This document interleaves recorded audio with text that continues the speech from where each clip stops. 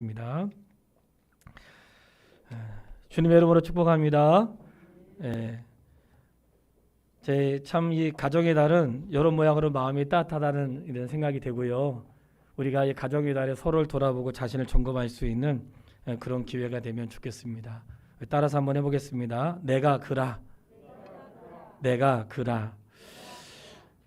이 성경을 이제 읽다 보면 오늘 우리가 이번 주에 읽었던 말씀에서 어떤 말씀을 우리 성도님들께 전해야 되나 늘 생각을 하면서 읽게 되죠. 그러니까 사실 저는 숙제하듯이 성경을 읽지는 않고요.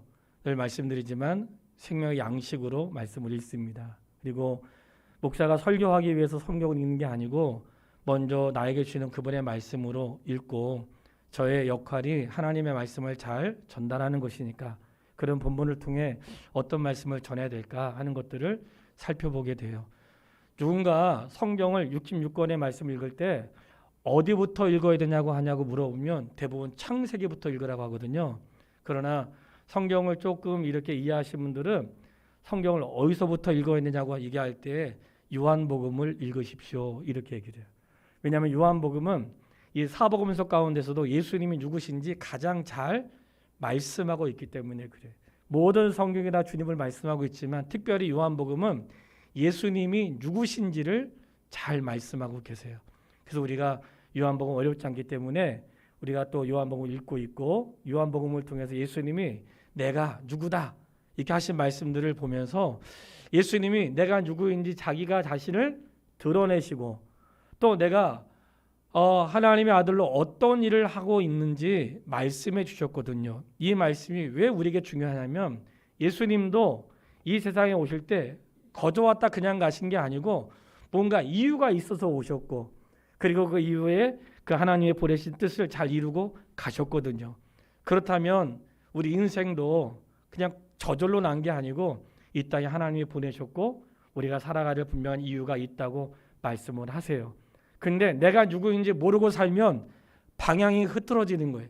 내가 누군지, 내가 네 집 자식인지 알아야 내가 무엇을 위해서 일을 해야 되는지 알 거 아니에요. 내가 소속이 어딘지 알아야 내가 누구를 위해서 살아야 되는지 알잖아요. 그러니까 예수님은 내가 누구고 내가 무슨 일을 해야 되는지 분명히 아셨거든요. 오늘날 교회나 그리고 가정이나 한 개인의 청소년의 갈등은 무엇이냐면 내가 누구냐 하는 문제예요. 내가 누구냐. 나는 도대체 무엇을 위해 살아야 되는가? 이러한 고민이 우리가 가지고 있거든요. 근데 예수님이 오늘 그 문제를 말씀해 주세요. 그러니까 예수님을 통해 인생은 무엇인지, 내가 누군지, 그리고 우리가 무엇을 위해 사는 것이 사람 내의 됨됨인지 말씀해 주시니까 그 말씀을 통해 귀 기울여 보시기를 바라겠습니다. 저희 읽었던 말씀 가운데 예수님이 먼저 그런 말씀을 하세요. 오늘 본문을 살짝 지나서 5장 30절에 있는 말씀을 먼저 보려고 해요. 이제 5장으로 지나갈 건데 구약 성경에 보면 사람이 자신을 증언할 때에 야 나는 거짓말 안 했어. 나는 사실이야. 이 사람이 잘못했어 할 때 그 증인이 한 사람이면 안 되고 적어도 2명이나 3사람이어야 된다. 이런 말씀이 신명기 19장 15절 말씀에 있어요. 그러니까 율법에 의하면 나의 나담을 증거하고 내가 잘못하지 않았다는 걸 말하고 그 사람이 진짜라고 말할 때 목격자가 한 사람이면 안 돼. 한 사람이면 이게 거짓말할 수도 있고 양심에 따라 증언하지만 항상 우리는 자기 위주로 증언하기 때문에 증언에는 반드시 내가 아닌 2사람이나 3사람의 다른 목격자가 있어야 된다는 거예요. 그러니까 예수님도 이 구약의 율법에도 나를 말하든지 누군가 다른 사람의 됨됨이와 다른 사람의 잘못을 말할 때는 적어도 몇 사람의 증인이 있어야 된다고요? 2사람이나 3사람의 증인은 있어야 되는 거예요. 가장 미련한 사람이 나 이런 사람이야 라고 말하는 사람이에요. 왜냐하면 내가 나를 말할 때는 그 말함의 신빙성이 많이 떨어지고 다른 사람이 나에 대해서 말할 때 그 신빙성이 좋아진단 말이죠. 그런데 그 다른 사람이 누구냐? 나의 가족이 아닌 그 이외의 사람들이 나를 말할 때 그가 진짜로 평가를 받을 수 있겠죠. 오늘 예수님도 말씀하세요. 내가 나에 대해서 말할 때 나의 증언은 참 되지만 내가 나에 대해서 말을 할 때 너희들 오해할 수도 있지 않냐? 율법에도 2세 증인이 필요하다고 했는데 그래서 내가 여러분들에게 말한다. 5장 34절 말씀을 먼저 읽겠습니다. 5장 34절 그러나 나는 사람에게서 증언을 취하지 아니하노라. 다만 이 말을 하는 것은 너희로 구원을 받게 하려 함이니라. 35절 요한은 켜서 비추는 등불이라. 너희가 한때 그 빛에 즐거이 있기를 원하였거니와. 아멘. 이제 예수님을 증언한 자가 있었는데 누가 증언했을까요? 여기서 요한은 요한복음을 기록한 사도 요한이 아니라 세례 요한을 말하는 거예요. 세례 요한이 누구 증거했어요? 예수님을 증거했어요. 사람들이 예수님께로 막 몰려가니까 세례 요한의 제자들이 예수님 사람들이 예수님께로 갑니다. 난 예수님께로 가는 게 마땅하니라. 나는 그분의 신발끈을 풀기도 감당하지 못하겠노라. 그분은 흥해야 되겠고 난 망해야 되겠노라. 그 시대에 세례 요한은 선지자로 알고 있었는데 세례 요한에게 주목한 시선을 세례 요한이 지금 누구에게 돌리는 거예요? 예수님에게 돌리는 거예요. 나는 아무것도 아니라는 거예요. 이 말씀이 되게 중요해요. 원래 많은 사람들이 내가 어떤 은혜를 베풀고 내가 어떤 선한 역사를 하고 내가 주를 위해 엄청난 업적을 이루었을 때 누구에게 그 시선이 가야 되는 거예요? 주님에게 가야 되는데 우리는 세례 요한처럼 주님에게 향하지 못한단 말이지. 내가 했고 내가 능력이 있어야 했고 우리 교회가 커서 했고 내가 돈이 있어야 했고 이 시선이 하나님께로 가지 않고 자기 중심으로 가는 사람들 아직 이 말씀에 대한 조회가 없는 사람들이에요. 예수님을 증거할 때 세례 요한이 예수님을 증거했는데 세례 요한을 다 선지자로 알고 있었다는 거예요. 근데 선지자인 세례 요한이 자신을 말하지 않고 나는 그 빛을 증거하는 자라고 얘기했어요. 그러니까 세례 요한이 예수님을 증거했다고 예수님이 직접 말씀해 주신 거예요. 또 예수님이 하나님의 아들이심을 누가 증거했는가? 36절 말씀을 한번 같이 읽겠습니다. 5장 36절 내게는 세례 요한의 증거보다 더 큰 증거가 있으니 아버지께서 내게 주사 이루게 하시는 역사 곧 내가 하는 그 역사가 아버지께서 나를 보내신 것을 나를 위하여 증언하는 것이요. 아멘. 여기 아버지는 누굴까요? 하나님이시죠. 하나님이 예수님을 증언했다는 거예요. 예수님이 하나님의 아들이시고 야 예수님은 예수 그리스도 내가 너에게 보낸 거야 하고 하나님이 증언하셨다는 거예요. 예수님이 세례를 받으실 때에도 하늘문이 열리면서 이는 내 사랑하는 아들이요 내 기뻐하는 자라고 하나님이 증언하여 주셨어요. 그러니까 예수님이 하나님의 자녀라는 거 하나님의 아들인 걸 누가 증언하셨어요? 하나님 증언하셨어요. 세례 요한이 예수님을 위에서 오신 분이라고 증언했고 나는 아무것도 아니고 나는 그저 그분에 비하면 나는 아무것도 나는 그림자라고 이렇게 얘기했고 심지어는 예수님을 하나님이 증언하셨다는 거예요. 근데 여기서 끝나지 않아요. 예수님이 더 말씀하세요. 39절 말씀 5장 39절 너희가 성경에서 영생이 있는 줄 생각하고 성경을 연구하거니와 이 성경이 곧 내게 대하여 증언하는 것이니라. 아멘. 성경이 곧 누구를 증언하는 거예요? 잊지 마세요. 굉장히 중요한 말씀이에요. 성경을 통해서 누구를 증언해요? 예수님. 그러니까 성경 자체가 예수님이 누구시고 예수님이 왜 이 땅에 오셔야 했고 왜 예수님이 우리를 위해 십자가에 죽으셔야 되고 왜 예수님이 승천하셔야 되고 성경 자체가 예수님을 증언하고 있다는 거예요. 그러니까 우리 성경을 통해서 누구를 만나는 거예요? 예수님 만나는 거죠. 성경 안 읽으면 누구 못 만나요? 알면서 성경을 안 읽으면 예수님 만나는데 어려움이 있어요. 우리가 사람도 만나는데 자꾸 만나면 친해지고 자꾸 만나야 그 사람의 속도 알고 뭘 좋아하는지 알 거 아니에요. 평생 살아도 이 사람 뭐 좋아하는지도 모르고 평생 살아도 이 뭘 잘하는지도 모르면 살긴 살았지만 교제가 없는 거잖아요. 그냥 같이 살기만 한 거야. 같이 살기만 하지 서로 관심도 없고 뭘 좋아하는지 상관도 하지 않고 이건 뭐 사는 게 아니죠. 그런데 예수 그리스도를 영접하는 것도 똑같은 거예요. 내가 예수님을 영접했다면 주님은 나에 대해 다 알고 계신데 우리는 주님을 하나도 몰라. 이거 뭐예요? 주님만 짝사랑하는 거예요. 나는 주님 뭘 좋아하시는지 주님이 뭘 기뻐하시는지 상관없고 그냥 나만 좋아하면 되는 거예요. 이거는 옳은 사랑이 아니죠. 예수님이 성경을 통해서 예수님을 증언하고 있대. 성경이 증언하는데 그런 성경이 뭐 신약도 있고 구약도 있잖아요. 근데 예수님이 구체적으로 말씀하세요. 어떻게 하는가? 모세도 나를 증언했다. 그래서 5장 46절 이하에 모세의 증언이 나와요. 모세를 믿었더라면 또 나를 믿었으리니 이는 그가 내게 대하여 기록하였습니다. 모세가 누구를 기록했어요? 예수님. 그러니까 모세를 다른 말로 하면 율법이라고 말하거든요. 우리 성경을 한번 찾아보려고 해요. 본문의 말씀을 쫙 접어 놓으시고 성경을 찾을 건데 한번 다 찾아보세요. 누가복음 24장 44절 말씀이에요. 누가복음 끝에 있어요. 마태, 마가, 누가복음. 누가복음 24장 44절 말씀. 우리 같이 한번 읽어보도록 하겠습니다. 누가복음 24장 44절. 또 이르시되 내가 너희와 함께 있을 때에 너희에게 말한 바 곧 모세 율법과 선지자의 글과 시편에 나를 가리켜 기록된 모든 것이 이루어져야 하리라 한 말이 이것이라 하시고 아멘. 자, 이 말씀은 예수님이 부활하신 후에 그 사실을 부활하셨다는 사실을 알지 못하고 엠마오로 절망에 빠져 내려가는 두 명의 제자가 있었습니다. 절망에 빠져 있는 제자를 주님이 내버려 두지 않으시고 이 제자들이 예수님에 대한 낙심과 절망에 빠져 있는 그들을 위로하시기 위해서 그에게 나타나셨으나 예수님인지 알아보지 못했다는 거예요. 예수님이 그에게 말씀을 해주셨을 때 아, 그분이 예수님이었구나 하고 알아보았는데 그 제자들이 말하는 거예요. 예수님이 우리와 함께 하셨을 때에 모세 율법과 선지자의 글과 시편에 나를 기록한 것이 이루어져야 되리라고 말씀하지 않았는가? 아, 율법을 왜 모세 율법이라고 할까요? 하나님이 모세에게 율법을 주었잖아요. 그 모세에게 준 것이 아니라 모세를 통하여 우리에게 준 것이죠. 근데 그 율법이 누구를 말하고 있는 거예요? 예수님을 말씀하고 있다는 거예요. 율법의 핵심은 무엇이냐면 너희는 죄인이라는 거예요. 우리가 율법을 다 지킬 수 없어요.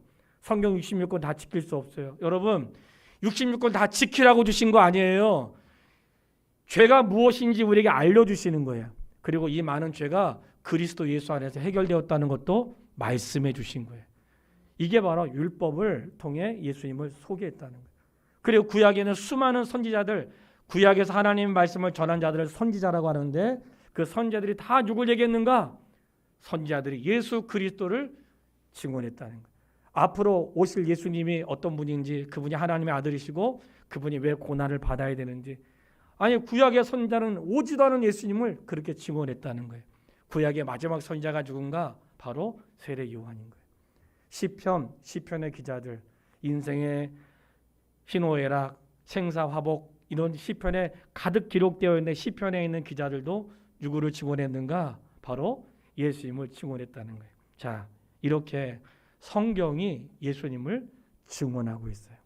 주님이 말씀하세요. 나의 증언은 참되니라.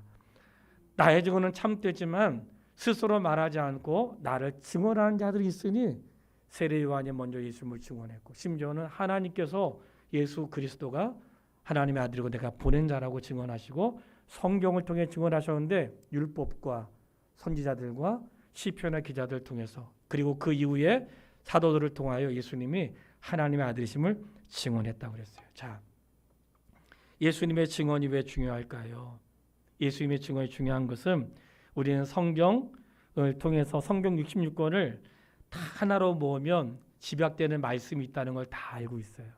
우리가 어릴 때부터 들었던 말씀이에요. 요한복음 3장 16절 하나님이 세상을 이처럼 사랑하사 독생자를 주었으니 이는 그를 믿는 자마다 멸망치 않고 영생을 얻게 하려 하심이니라. 자, 예수님을 믿으면 영생을 얻습니다. 믿으세요? 근데 그 다음을 봐야죠. 믿지 않는 자는 어떻게 될까요? 믿지 않는 자는 심판을 받는다고 말씀하고 있어요. 우리가 예수 그리스도를 믿는 게 왜 중요한가? 복 받기 위해서가 아니에요. 예수 믿는 게 왜 중요한가? 나의 필요를 채우기 위해서가 아니에요. 예수 믿지 않으면 심판을 받기 때문에 그런 것이에요. 안 믿으면 어쩔 수 없고, 그러나 예수를 믿는 자에게는 심판을 피하게 되고 영생이 있기 때문에 예수님을 믿어야 된다고 말씀하고 있는 거예요. 그래서 성경이 누구를 증언하는가? 예수님을 증언하고 있는 것입니다. 바라는 것은 화평교회 성도 여러분, 예수님 잘 믿는 사람 되시기를 바랍니다. 예수님 잘 믿는 사람 되세요. 내가 살면서 예수 잘 믿는 사람 되세요. 하나님의 일이 뭐라고, 하나님의 일이 무엇인지 말씀드렸죠. 하나님의 일은 예수 잘 믿는 게 하나님의 일입니다. 우리가 큰 업적을 이루고 대단한 일을 하는 것이 하나님의 일로 착각하면 안 돼요. 저는 말씀을 통해 늘 깨달아 일은 하나님이 하세요. 그저 우리는 순종할 뿐인 것이에요. 하나님은 우리에게 일을 이루라고 말씀하지 않으시고 우리에게 하신 말씀이 있어요. 저는 그 말씀을 되새기고 생각할 때마다 마음에 희열이 있고 어떤 내 삶의 흐트러짐이 다시 모아진단 말이죠. 인생의 출생을 말할 때에 예수님은 내가 누군지 분명히 아셨잖아요. 사람도 내가 누구인지 성경이 말씀하고 있는데 자꾸 믿지 않아. 그러니까 성경은 이미 우리에게 말씀하셨다고. 우리가 누군지 그리고 우리가 어떻게 살아야 되는지 말씀하고 있는데 우리는 그 말은 듣지 않아. 그러니까 내가 무엇을 해야 되는지 심히 고민하고 갈등하고 나는 인생에서 무엇인가 방황하는 거예요. 이미 성경이 세상을 창조하시고 사람을 만드실 때 이미 말씀하셨다고. 창세기 1장 27절 펴보세요. 우리가 다 알고 있는 말씀인데 이미 말씀하셨어. 이미 그 말씀 속에서 우리가 어떻게 살아야 되는지 이미 말씀하셨어요. 창세기 1장 27절 우리 같이 한번 읽겠습니다. 하나님이 자기 형상 곧 하나님의 형상대로 사람을 창조하시되 남자와 여자를 창조하시고. 하나님이 사람을 창조한 거 믿으시죠? 자, 누구의 형상대로 창조하셨어요? 잊지 마세요. 나는 누구의 형상이에요? 하나님의 형상. 우리는 하나님의 형상대로 지음 받았어요. 하나님의 형상은 하나님의 외모가 아니라 그분의 마음과 성품이라고 말씀을 드렸어요. 하나님은 영이시기 때문에 육체가 없으세요. 근데 예수님은 하나님이시면서 사람이기 때문에 육체가 있어요. 그 예수님께서 말씀하셨어요. 사람들 예수님 우리에게 하나님 보여주세요 할 때 예수님 뭐라고 말씀하셨어요? 나를 본 자는 하나님을 본 것이다. 왜냐 하나님은 영이시기 때문에 육체가 없으시거든요. 근데 예수님은 육체가 있는 분이기 때문에 예수님을 보면 하나님이 누군지 안다고 했어요. 이미 하나님이 사람을 창조하실 때 말씀하셨어요. 사람은 하나님의 형상대로 지음을 받았습니다. 이 하나님의 형상대로 지음 받았는데 지음받은 형상이 왜 그 하나님 형상을 잃어버렸어요? 죄가 세상에 들어와서 하나님의 형상을 잃어버린 거예요. 잃어버린 게 무엇인가? 28절에 나와요. 1장 28절 같이 읽겠습니다. 하나님이 그들에게 복을 주시며 하나님이 그들에게 이르시되 생육하고 번성하여 땅에 충만하라. 땅을 정복하라. 바다의 물고기와 하늘의 새와 땅에 움직이는 모든 생물을 다스리라. 아멘. 따라해 보겠습니다. 다스리라.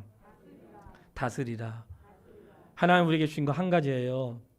다스리는데 뭘 다스리라고 말씀하세요? 하나님이 창조하신 창조의 세계를 다스리라는 거예요. 하나님의 사람들에게 주신 권한이 뭐겠어요? 다스리는 권한이거든요.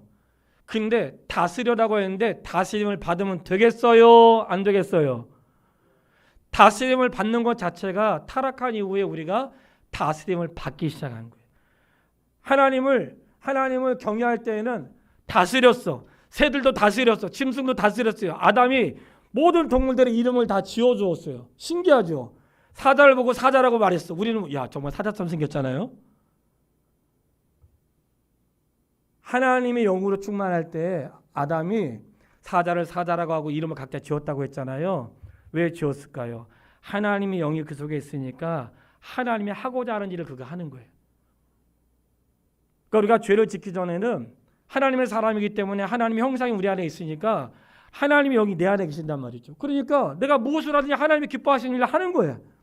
그 아담이 이름을 지을 때마다 하나님이 기뻐하시는 일을 했던 거예요. 하나님이 아담에게 뭘 기대하셨겠어요? 그냥 그렇게 즐겁게 사는 거예요. 다스리면서. 근데 죄가 들어오니까 하나님을 떠나게 됐는데 그 죄로 인해서 어떻게 된 거예요? 다스리지 않고 다스림을 받게 된 거예요. 돈의 다스림을 받기 시작하고 내 삶의 욕심에 다스림을 받기 시작하고 그러니까 뭔가 삶에 다스려지는 거예요. 여러분 우리가 지식도 지혜도 돈도 내 삶의 터전도 다스려야 되는데 다스리지 못하니까 다스림을 받는 거예요. 하나님은 우리가 다스리기를 원하세요. 가정을 다스리고 돈을 다스리고 내 심지어 내가 걸어가는 인생의 모든 길을 다스리기를 원하신다. 이 다스림을 잃어버린 것이 죄의 원인 중에 하나인 거예요. 자, 이렇게 하나님은 이미 우리에게 말씀하셨어요. 야, 너희는 하나님의 형상대로 내가 만들었고 너희 세상을 다스리면서 살아. 우리는 다 다스리면서 살아야 되는데 죄가 그렇게 하지 못했죠. 그러면서 오늘 한 사람 본문으로 돌아와서 사마리아 여인을 말씀드리려고 하는 거예요. 사마리아 여인에 대한 말씀이 길게 나오거든요. 제가 요약해서 짧게 말씀을 드리겠습니다. 예수께서 사마리아 땅을 통과해야 되겠다고 4장에 말씀하세요. 통과하시는데 이 말씀 엄청나게 중요한 말씀이에요. 예수님이 3절과 4절에 보면 그가 유대로부터 갈릴리로 지나가실 때에 내가 사마리아를 통과해야 되겠다. 사마리아는 그냥 지나가는 게 아니라 뭔가 통과해야 돼. 근데 사마리아는 이스라엘 백성이 지역을 얘기한다면 유대라고 하는 지역이 아랫지방에 있다면 갈릴리는 위에 있는 거예요. 그 사이에 사마리아가 있어요. 근데 사마리아가 있는데 이 유대인들은 사마리아 땅을 가지 않았어요. 슬픈 역사가 있어요. 그래서 사마리아 땅을 가지 않고 사마리아를 가기 위해서 삥 돌아서 갈릴리로 간 거예요. 같은 이스라엘 땅인데 밑에는 수원이 있고 위에는 서울인데 중간에 과천이 있네. 그러니까 과천으로 가면 빠르는데 과천으로 안 가고 뺑 돌아가 용인으로 해가지고 막 분당으로 해가지고 이렇게 가야 되는 거예요. 왜 그랬는가? 그 사람들에게서 사마리아 땅은 저주받은 땅이고 하나님을 경외하지 않는 땅이었던 거예요. 같은 이스라엘 백성인데 사람 대우받지 못하는 땅이었어요. 왜 그랬는가? 아주 재미있는 말씀을 드리려고 해요. 이스라엘 역사인데 성경을 아시도 굉장히 재미있거든요. 유다에 있는 유다 지방에 뭐가 있었을까? 예루살렘. 거기는 이스라엘의 중심인 예루살렘 성전이 있었어요. 성전은 과거로부터 남주다. 남쪽의 수도였어요. 사마리아는 어딘가? 이스라엘 남과 북으로 나눠진 거 아시죠? 북쪽에 나눠졌을 때 사마리아는 북이스라엘의 수도였던 거예요. 남쪽 유다의 수도는 예루살렘, 북쪽 이스라엘의 수도는 이 사마리아 그 지역이었는데 이 사마리아 지역에 아수르가 쳐들어와 가지고 사마리아를 이스라엘 땅 북이스라엘 정복할 때 사마리아 땅에 이방인들을 갖다가 잔뜩 이주시킨 거예요. 아수라와 나라가 정복한 나라의 사람들을 잔뜩 이주를 시켰어. 그래서 사마리아는 북이스라엘의 수도였지만 그들이 이방인들이 와서 살면서 어떤 일이 생겼을까요? 각자 자기들의 신을 섬기면서 자기들의 신만 섬겼을까요? 서로 좋아하는 마음도 생겼겠죠. 이방인 신들이 잔뜩 들어오게 되고 혼혈하는 일들이 일어난 거예요. 그래서 이 사마리아에는 순수 유대인들이 아니라 어떤 사람이 생겨난 거예요? 혼혈인이 생겨난 거예요. 그런 일이 역사적으로 있었던 거예요. 그런데 그 역사 속에 어떤 일이 있었냐면 아수르가 그렇게 한 다음에 훗날 지나가지고 바벨론이라고 하는 나라가 이 모든 걸 다 정복해 버린 거예요. 바벨론이 다 정복해 버렸어요. 그래서 그 정복한 나라에는 유다도 속해 있고 예루살렘도 들어가고 사마리아도 들어가는 거예요.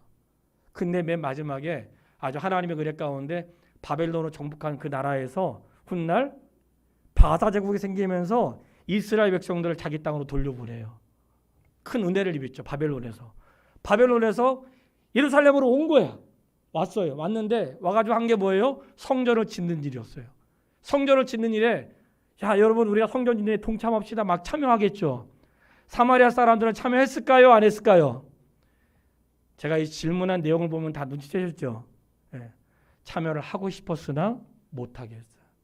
누가 못하게 했을까요? 유대인들이 못하게 한 거예요. 야, 너희 돈은 더러워. 너희들은 참여할 수 없어. 그런 아픈 역사를 갖고 있는 사람들이 사마리아 사람들이었어요. 사마리아 사람들은 아픈 역사를 갖고 있어요. 그들의 죄 때문이 아니에요. 정치를 잘못해가지고 나라를 빼앗기니까 이방인들 와서 살았고 그런 이방인들이 우상을 섬기고 있으면서 혼혈이 자연적으로 일어난 일이고 그들의 문제가 아니었어요. 그러나 그런 문제 때문에 이 이스라엘 사람들은 사마리아 사람들을 싫어했어요. 그래서 상종하지 않았어요. 그래서 심지어는 글로 통과도 하지 않아. 다른 말로 하면 쳐다보지도 않는 거죠. 근데 그곳에 누가 가셨어요? 예수님이 가신 거예요.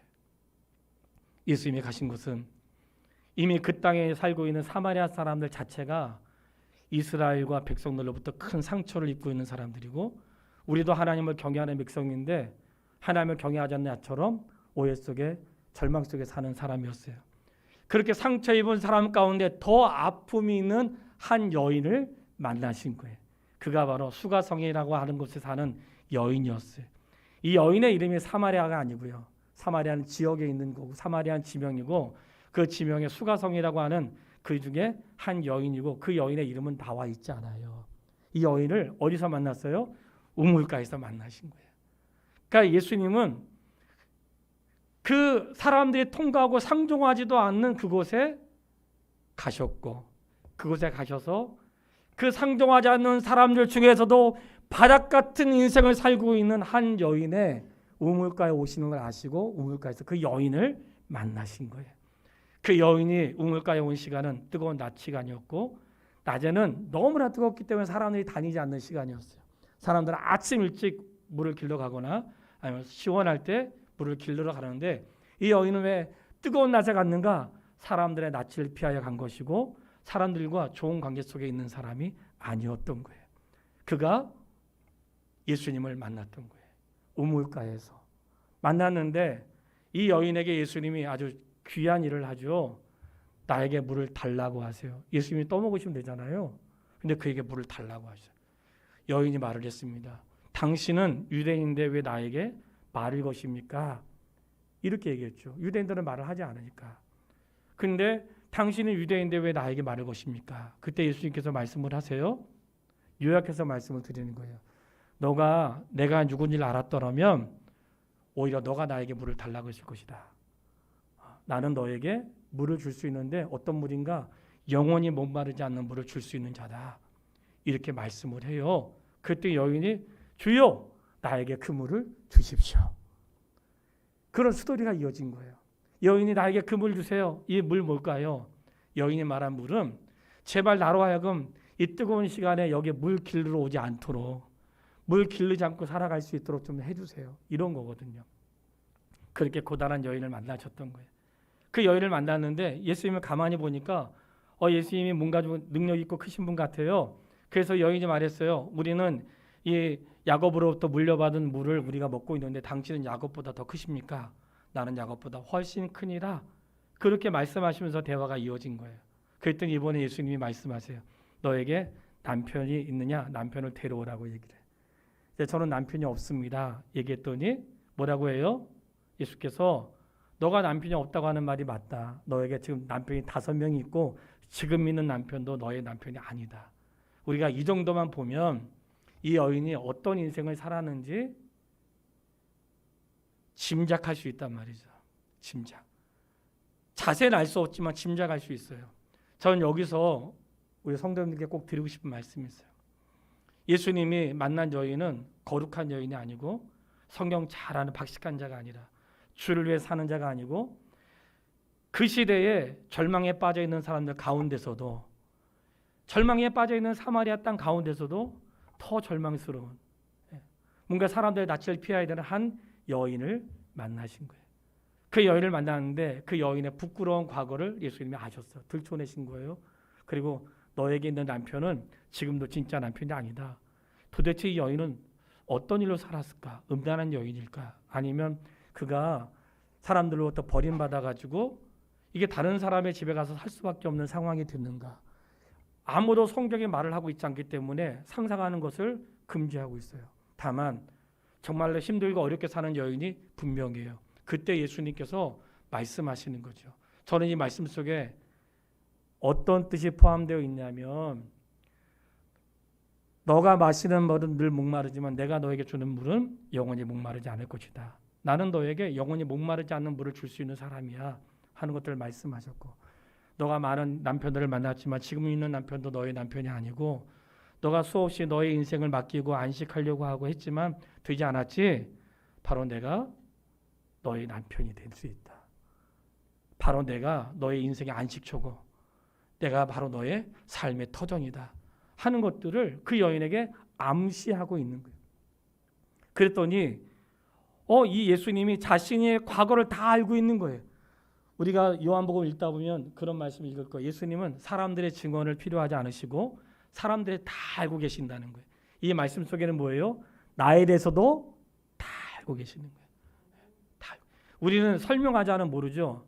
그러니까 가끔 우리 성도님들 그러시잖아요. 목사님은 다 아시죠? 제가 늘 말씀드리죠. 다 모릅니다. 얘기 안 해주면 몰라요. 목사님 기도하시니까 다 아시죠? 안 가르쳐 주세요.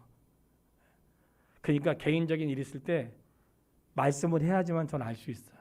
주님은 말씀하지 않으셔도 다 알고 있어요. 그 예수님이 말씀하지 않아 다 알고 있는데 아, 이분은 보통 분이 아니구나 하고 그가 인생에 공고함이 있었지만 그의 인생에 정말 마음이 아팠던 얘기를 오늘 읽었던 말씀을 끄집어낸 거예요. 그는 사람들로부터 버림받은 사마리아 땅에 있는 사람들이었지만 사마리아 사람들이 누구를 바라보고 있었어요? 메시아를 기다리고 있었다고. 유대인들은 사마리아 사람과 상종하지 않았고 그 땅을 지나가지도 않고 돌아서 갔고, 그리고 그들은 버려진 땅이었고 그들은 성전에 참여할 수도 없는 자들이었고 그런 불편한 마음이 있었는데 예수님은 그곳에 가셨고 그 여인들을 만나신 거예요. 그런데 그 사람 마음속에 뭐가 있었어요? 영혼을 사모하는 마음이 있었던 거예요. 우리는 어떻게 예배를 드려야 됩니까? 당신들의 말에 의하면 예루살렘에서 예배를 드려야 된다고 하는데 우리 조상들은 과거에 예루살렘에 드리지 못하고 이 산에서 예배를 드렸습니다. 여기서 말한 이 산은 이스라엘 성전은 한 곳에만 있었어요. 여러분 이거 기억해야 됩니다. 이스라엘 성전은 한 곳에 있었는데 어디에 있었어요? 예루살렘에 있었어. 왜 예루살렘이 한 곳이어야 되는가? 만약에 예루살렘 성전이 한 곳이 아니고 사방에 성전이 있다고 생각해 보세요. 그러면 이들이 예루살렘에서 말씀을 듣지 않고 사방에 있는 곳에서 말씀을 듣다 보니까 이게 말씀이 잘 전달이 안 되네. 이 사람은 이렇게 말하고 저 사람은 저렇게 말하고 전달이 안 되는 거예요. 왜 성전이 하나여야 되는가? 그들이 모두 예루살렘에 모아서 하나의 말씀을 듣고 하나의 가르침을 받아서 한 가지로 살아가기 위해서 하나인 성전에 모이게 하신 거예요. 그 불편한데 그냥 굳이 글로 오라는 게 아니고, 성도요, 이번의 말씀, 저번의 말씀 다른 데 유튜브에 들을 수 있습니다. 그런데 바라는 것은 담임 목사의 말씀을 들으세요. 제가 이단이 아닌 이상 들어도 돼. 들어도 돼요. 그러나 왜 한 말씀인가 할 때에 이스라엘 백성이 왜 예루살렘이 하나였는가? 남과 북이 나누어졌을 때에 북에 있는 이스라엘 백성들이 성전이 남쪽에 있으니까 절기를 지키려고 어디로 내려가야 돼요? 예루살렘으로 내려가야 되는 거예요. 그러니까 당시에 르호보암 왕이 예루살렘으로 내려가지 못하게 하려고 머리를 썼죠. 내려가지 않아도 돼. 우리 북쪽에도 성전이 있어. 하고 북쪽에다가 단을 두 곳을 쌓은 거예요. 이스라엘 땅 제일 위야 그리고 북이스라엘 제일 아래쪽에 두 곳 쌓고 내려가지 말고 여기서 제사해라. 그랬단 말이죠. 그때부터 이방 신들이 생기게 된 거예요. 그런데 그렇게 온전하지 않는 모습을 보면서도 이 사마리아 여인, 이 여인은 그럼 우리는 어디서 예배해야 됩니까? 주님이 말씀하신 거예요. 장소가 중요한 게 아니라 이제부터는 예루살렘도 아니고 사마리아에 있는 산도 아니라 예배할 때가 오는데 신령과 진정으로 예배를 드려야 된다. 하나님이 예배하는 자를 찾으시느니라 할 때 우리가 예배를 드릴 때 어떻게 해요? 영과 진리로 예배해야 돼요. 따라해 보겠습니다. 영과 진리로. 영은 무엇입니까? 성령으로. 진리는 무엇입니까? 진리의 말씀으로. 저는 성도들을 말씀이 아닌 다른 것으로 현혹하는 것에 대해서 굉장히 불편하게 생각하는 사람이에요. 말씀에게 집중하지 않고 다른 거에 집중하는 것을 굉장히 불편하게 생각해요. 교회가 하나님 말씀에 집중하지 않고 다른 거에 집중하는 것을 굉장히 불편하게 생각하는 사람 중에 한 사람이에요.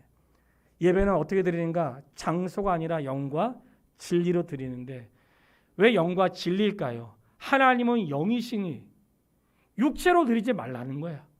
하나님이 영이시기 때문에 영으로 드려야 되는데 그 영이 뭘까요?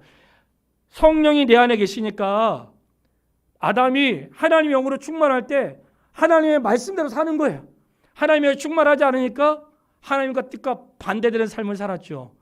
그러니까 영과 진리로는 하나님의 뜻대로 예배를 드리고 그 예배 속에 뭐가 있어야 되는 거예요? 진리가 있어야 되는 거예요. 예배는 하나님의 진리의 말씀을 듣는 것입니다. 하나님이 그런 자를 찾으신다는 거예요. 그랬더니 여인이 기가 막히게 멋진 고백을 했어요. 우리 그 여인의 고백을 같이 한번 읽어보겠습니다. 25절 말씀이에요. 25절 다 같이 4장 25절 여자가 이르되 메시아 곧 그리스도라는 이가 오실 줄을 내가 아노니 그가 오시면 모든 것을 우리에게 알려주시리이다. 아멘. 이 여인은 메시아가 온다는 사실을 알았어요. 그리고 오시면 우리에게 알려줄 거라고 생각을 했어요. 그러나 메시아를 만나지는 못했어요. 그때 예수님께서 말씀하세요. 그 다음 25절 말씀 예수께서 이르시되 내가 말하는 내가 그라 하시니. 아멘. 오늘 이 말씀으로 결론의 말씀을 드리고 싶어요. 사마리아 땅에 사는 사람들은 소외되고 상처 입은 백성들이지만 주님의 오심을 기다리는 자였어요. 그 기다리는 자들이었고, 그리고 그들은 그날이 오면 모든 것이 이루어질 것이라고 생각하는 사람들이었어요. 근데 그 땅에 사는 동안에는 유대인들로부터 박해를 받았고 사람 취급받지 못하는 삶을 살았습니다. 그를 예수님 만나신 거예요. 그리고 그에게 뭐라고 말씀하셨는가? 내가 바로 그 사람이야. 내가 바로 그 사람이야. 이 말씀을 알려주었어요. 여러분, 이 사실이 왜 중요하냐면 아무리 예수님이 내가 그리스도라고 말해도 못 알아듣는 사람들이 많았어요. 내가 그리스도라고 말해도 안 믿어. 하늘의 표적을 보여줘도 안 믿고, 죽은 자를 살려도 안 믿고, 병든 자를 고쳐도 안 믿고, 5천 명을 먹여도 안 믿어요. 아무래도 안 믿어. 근데 이 여인에게 내가 바로 그 사람이다. 과거에 너희의 조상들은 너에게 우물을 만들어 주었지만 영원히 목마르는, 계속해서 마셔야 되는 물을 너에게 주었다. 그러나 나는 너에게 영원히 목마르지 않는 물을 줄 수 있는 바로 그 사람이 나다 하고 말씀해 주신 것이고, 모세는 너에게 율법을 줘서 죄를 깨닫겠지만 나는 죄를 용서하고 죄를 없이 하는 바로 그 사람이다 하는 것을 말씀해 주시는 것이고, 여호수아는 너에게 땅을 주었으나 하나님 나라의 땅은 주지 못했으나 나는 너에게 하늘의 땅을 줄 수 있는 바로 내가 그 사람이다.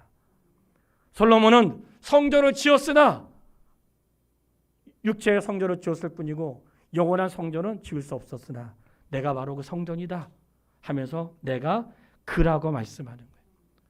여러분, 여인이 예수를 만난 거예요. 예수님 만나기 전까지의 그의 인생은 너무나 고단하고 물 들어가는 자기 자신을 한탄하고, 남편이 5이나 되고 6번째 있는 남편도 진짜 남편이 아닌 고단한 삶을 살고 있었어요. 그런데 그 속에는 그 나라를 그리워하는 마음이 있었단 말이죠. 해결이 안 되는 거예요. 근데 그 예수님을 만났어요. 예수님 만난 다음에 물동이를 버려두고 갔다고 했는데, 우리가 어떤 뜻인지는 이해할 수 있지만 그가 예수님 만난 다음에 했던 것은 와 보라 여기 메시아가 있습니다 그랬거든요. 저는 우리 성도에게 말씀드리고 싶어요. 여인이 물동이를 버려두고 동네로 간 거예요. 그는 동네 사람들을 피해서 다녔거든요. 또 동네 사람 만난 거예요. 만나가지고 와서 보라는 거예요. 무엇을 보라는 거예요? 와서 우리 예배당 얼마나 아름다운지 봐. 우리 목장 얼마나 좋은지. 그게 아니고요. 와 보라. 이는 그리스도가 아니냐. 성도 여러분, 우리가 누구에게로 가야 돼요? 그리스도에게로 가야 되지 않겠습니까? 사람들을 불러 모으는데, 사람들을 와 보라고 할 때 와 보라를 막 전단지에다 요즘에는 잘하지 않지만 막 붙여놓고 기적의 종, 능력의 종을 와서 보라. 정말 죄송하지만 미치고 환장하겠더라고요. 와서 보라고 하는 것은 그걸 보라는 게 아니에요. 얼마나 기적이 나타나고 얼마나 능력의 종이 있고 그걸 보라는 게 아니라, 이 여인은 와서 예수님을 보라는 거예요.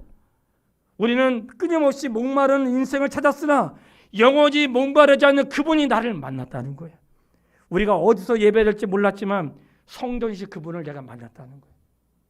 그러니 예수님을 만나니까 인생의 문제가 달라지는 거예요. 오늘 결론의 말씀으로 그걸 드리고 싶은 거예요.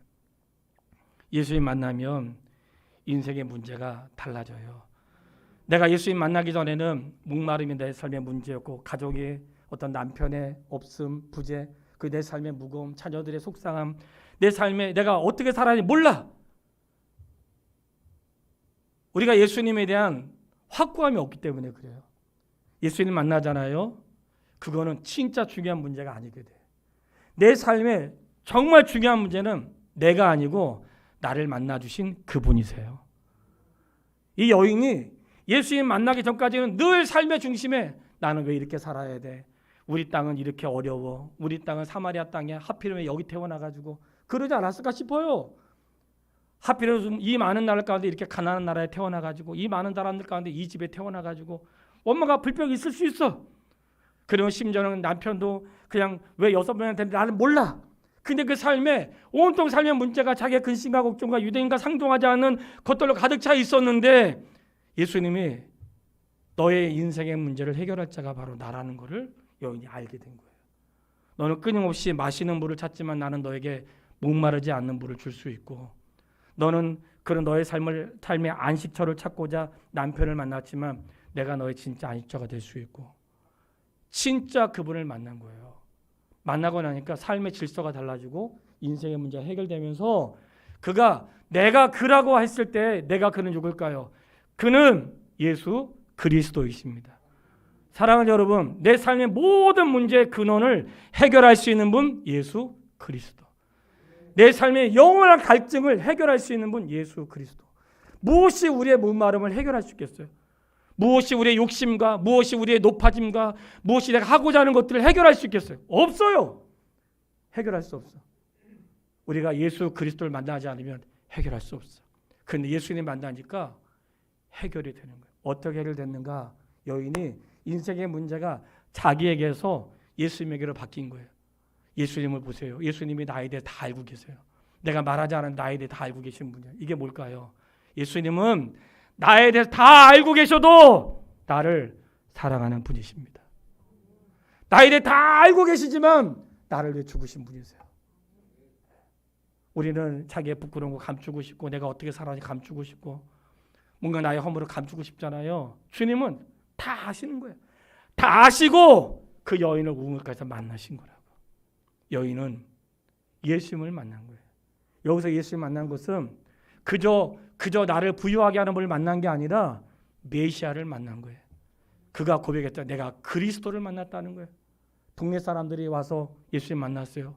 동네 사람들 예수님 만나고 뭐라고 했는지 아세요? 한번 성경을 한번 찾아보세요. 동네 사람들이 예수님 만난 다음에 예수님에게 요청을 했다고. 예수님에게 요청을 했는데 뭐라고 요청했냐면 여기에 우리하고 머물러 달라고 40절 말씀을 보세요. 40절 4장 40절 말씀 읽겠습니다.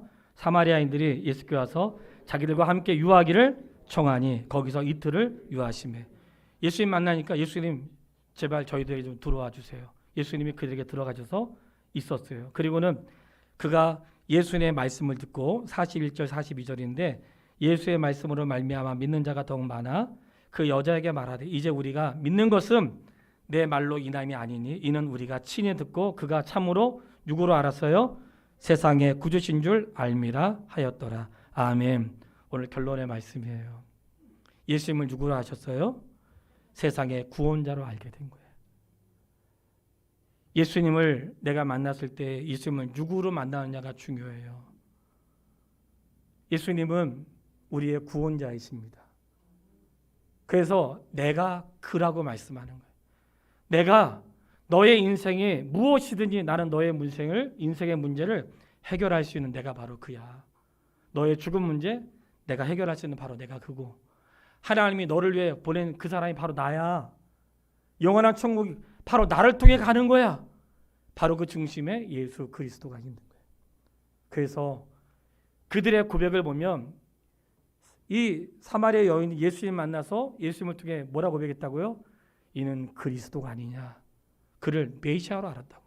그리고 그 이후에 동네 사람들이 예수님을 어떻게 알았어요? 그는 세상의 구원자로 오신 분인 줄 알았다는 거예요. 성도 여러분, 예수님은 자신이 누구신지 끊임없이 말씀하셨어요. 나는 구원자로 왔고 이것이 하나님의 뜻이라고 말씀하셨어요. 그리고 그 뜻을 이루고 아버지의 나라에 가셨습니다. 그래서 그 그리스도 예수님을 믿는 자에게 주시는 하나님의 은혜를 우리가 누리고 있는 거죠. 신앙생활은 어떻게 해야 되는가? 내가 그라하신 예수 그리스도를 믿는 생활입니다. 예수님 만나면 내 인생의 문제는 작아져요. 내가 어떤 삶을 살았더니 내 인생의 문제는 작아져. 내가 사람들에게 내가 어떻게 살았는지 알아? 이렇게 말하지 않아도 괜찮아요. 내가 얼마나 어렵게 살았는지 알아? 말 안 해도 괜찮다고. 자기를 표현하지 않아도 괜찮아요. 주님은 다 아신단 말이지. 그가 예수님을 만났을 때 메시아로 만난 그 사마리아 여인은 메시아로 만난 인생의 문제가 예수님을 통해 자신의 문제가 더 이상 문제가 안 된 거예요. 왜냐하면 인생은 내가 누구냐가 아니라 나를 만나신 그분이 누구신가가 중요하다는 거예요. 사랑하는 여러분, 이후의 삶은 나에게 집중하지 마시고 나를 만드신 그분을 집중하세요. 내 인생의 문제를 그분 앞에 가져가시고 내 삶의 문제를 그분께 가져가면 그분이 내 인생의 문제 앞에 그분이 해결하시고, 그래 너가 못하기 때문에 내가 너를 대신했고 너가 할 수 없기 때문에 내가 그 일을 갖고 너가 이루지 않고 내가 이루었다고 말씀하세요. 오늘 우리는 가정의 날을 맞이해서 돌아봐야 될 말씀이 많이 있지만 사랑하는 여러분, 큰일 하지 않아도 괜찮습니다. 물론 큰일 하면 좋겠죠. 누가 좋을까요? 나는 모르겠어. 그게 정말 주님에게 좋은지 나에게 좋은지는 내가 그 길을 결정한 이후에 나의 삶의 태도에 달려있다고 생각합니다. 하나님 복 주세요 할 때 복 받은 것이 주님에게 유익한 것인지 나에 유익한 것인지는 내가 중심에 그가 계시는 분과 그와 교제하지 않는 자의 삶은 다를 것이라고 여겨져요. 분명한 것은 주님을 만나면 인생의 걸음이 달라집니다. 삶의 방향이 달라지고 삶의 모습이 달라져요. 저는 우리 성도님들이 예수님 만나기를 바랍니다. 내 삶의 모든 문제를 아시고 내 삶의 근원을 아시고 내가 어떠한 삶으로 살아왔든지 나에게 중요하지 않습니다. 우리에게 중요한 것은 나를 사랑하시는 그분이고 그분이 나를 위해서 행하신 일이 중요하지 내가 그를 위해서 한 일은 중요하지 않아요. 우리가 살면서 내가 그라 이렇게 말씀하시는 주님을 신뢰하면서 그분을 찾아가시고 그분을 요청하시고 그분과 함께 사시고 그분 안에서 내 인생의 문제는 아무것도 아니라는 것을 고백하면서 승리할 수 있게 되기를 주님의 이름으로 축복합니다. 기도하겠습니다. 아버지 하나님, 인생을 살면서 고단하고 힘겹고 아프고 그렇게 바닥을 살아도 그런 인생이 있는지 그렇게 살았던 한 여인을 예수님이 만나셨습니다. 그를 만나시듯 우리를 만나 주셨고 우리는 나의 살아온 각오를 감추기 위해 열심히 살고 또는 내가 어떻게 살았는지 말하기 위해서 고개를 빳빳이 들지만 우리에게 진짜 필요한 것은 그런 것들이 아니라 예수 그리스도를 아는 것이었습니다. 아버지 하나님, 우리에게 말씀하시는 주님을 보게 도와주십시오. 내가 그니라. 내가 너의 인생의 문제를 해결하는 바로 그니라. 내가 너의 아픔과 상처와 고민과 할 수 없음을 해결할 수 있는 바로 그니라. 내가 죽음의 문제를 해결할 수 있는 바로 그니라. 내가 영생의 문제를 해결할 수 있는 그니라. 오늘 우리가 이 땅에 살면서 탁월하지 않고 뛰어나지 않아도 예수 그리스도 안에서 주님을 알고 나보다 크신 주님, 내가 나를 집중하지 않고 주님을 집중하면서 주님 안에서 내 인생을 새롭게 세워갈 수 있는 우리 믿음의 가족이 다 될 수 있도록 은혜를 허락하여 주시옵소서. 얘들아, 내가 크니라. 이렇게 말씀하신 주의 은혜 앞에, 말씀 앞에 평안을 얻고 돌아가겠습니다. 예수님의 이름으로 기도해